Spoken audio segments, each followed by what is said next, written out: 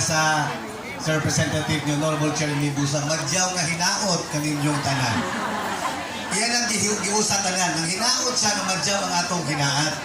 So, giisa na lang niya magdiyaw nga hinaot. Anyway, akong pagtahon, labaw sa tanan, sa matag usa, kababay, ngania dinhi, karong buntaga, aron isa ulog, i-kick off ang atong Women's Month celebration. Palakpakan nato ang atong mga kaugalingon.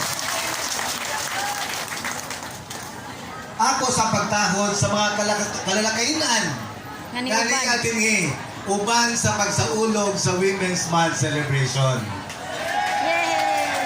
Of course, ang atong mga punong barangay,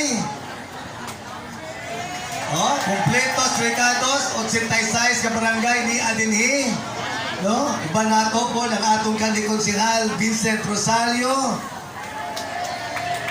Akong kauban sa konseho, pero tungkol sa iyang pagmahal sa komunidad, nasakit ko sa iyang paghawa sa gunian, pero nalipay po ng Barangay Libertad.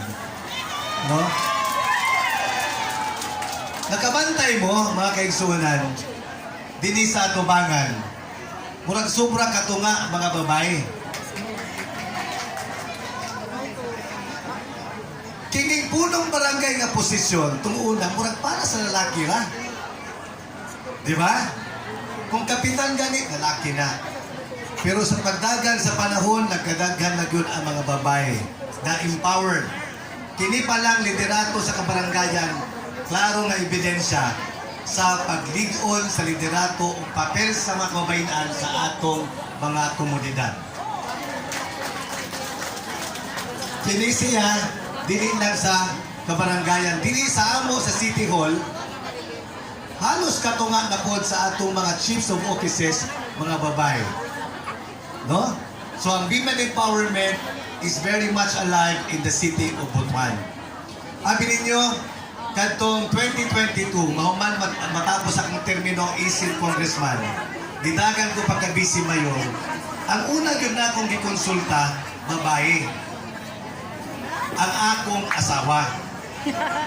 Akong gipangutana, ingko ma, okay na ba nimo mudagan ko pagka-vice mayor sa Butuan? Ingon siya, duple na yung pagka-vice mayor kung mag-vice mayor ka sa Butuan. Kung ano man di ay, dili sa atong balay, vice mayor baya ka. Siya gihapon na mayor dito sa among balay. Babae lang gihapon. Bita mga kaigsunan, I've always recognized the very important, in fact, indispensable role of women in the